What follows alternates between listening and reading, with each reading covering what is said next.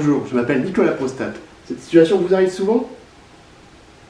Si oui, avez-vous pensé à l'assurance Anculus? Anculus, c'est une assurance automobile qui vous permet de plus payer une couille un plein d'essence, ce qui fait que vous pouvez seulement payer 2 pleins d'essence, mais aussi des promotions sur tout ce qui est lié à l'automobile. Essuie-glace, essence, prostite, tout ça dans cette magnifique assurance Anculus. Pas 2 000 €, 3 000 €, pas 4 000 €, mais bien 10 000 €. Anculus, c'est aussi la seule assurance qui vous récompense de rouler.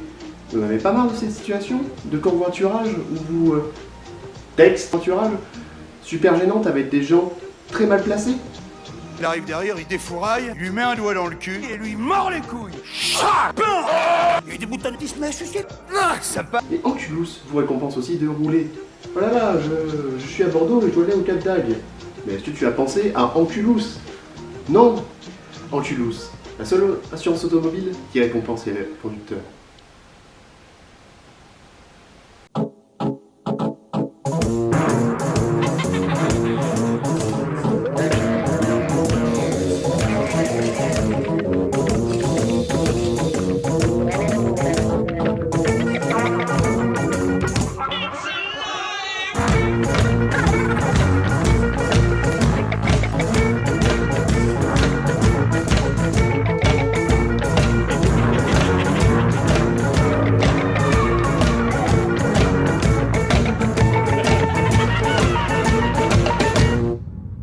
Donc, dans Manual, sorti en 2015 sur PC, Xbox One et PS4, vous jouez Carlito, visiblement. Et Miles, il a un peu les boules de s'être fait voler son fidèle Interceptor, son blouson et son fusil. Il va donc essayer de retrouver toutes ses affaires volées avec l'aide de Chum Bucket, qui porte très bien son nom. That's why it's finger licking good.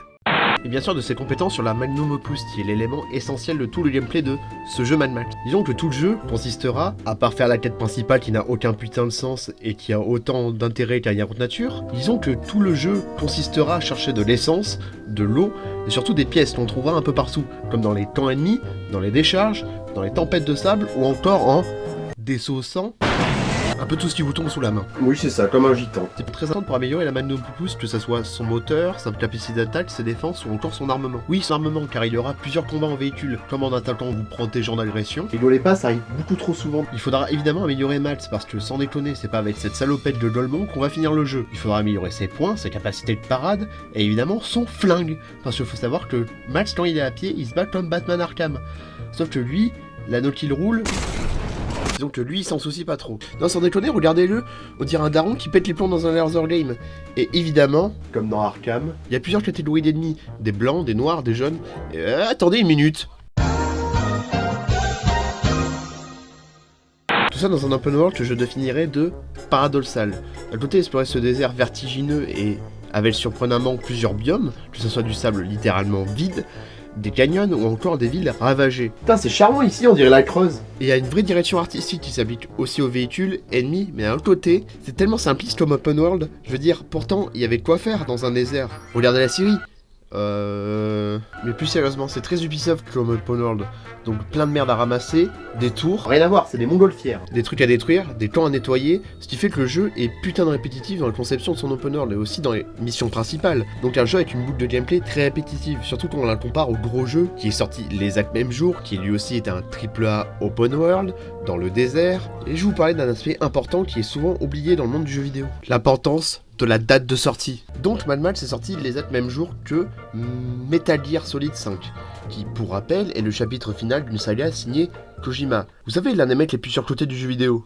Et Metal Gear est aussi agrémenté du divorce entre Konami et Kojima, qui, mine de rien, faisait parler du jeu alors que de l'autre côté, Mad Max, il avait le grand film Fury Road, qui était sorti 3 mois plus tôt. Ça peut paraître con, hein, mais le jeu, s'il serait sorti, dire à la même période que le film, il aurait très probablement mieux marché et surtout mieux reçu. Parce que ce n'est pas les grands génies du journalisme. T'as un bloqueur de pub? Bah moi je te bloque. C'était le journalisme professionnel. Et surtout qu'il serait sorti avant MGS5, parce que honnêtement le jeu est plutôt normal dans le visage vidéoludique de 2015. Il est même mieux qu'un jeu nommé Assassin's Creed Syndicate, qui pue gentiment la merde. D'où l'intérêt d'une date de sortie réfléchie. Donc essayez-le, surtout si vous êtes fan de Mad Max. Et je sais que je le dis à chaque épisode d'essayer le jeu parce que on est porteur de notre propre opinion et notre propre opinion c'est un peu comme notre pénis, il appartient qu'à nous, et on n'a pas de pareil, bah du coup faites-le, parce que c'est peut-être l'un des jeux les plus à débat que j'ai fait sur la chaîne, parce qu'il y en a d'autres qui disent que c'est une perle qui n'a pas été reconnue à l'époque, et d'autres qui disent que bah, c'est juste un jeu avec du sable, et c'est un jeu vide. Et mon opinion, elle est un peu entre les deux. Donc faites-le, et faites votre propre avis, tout simplement. Et surtout, n'oubliez jamais, vous droguer c'est mal. Sinon vous ressemblez à ça.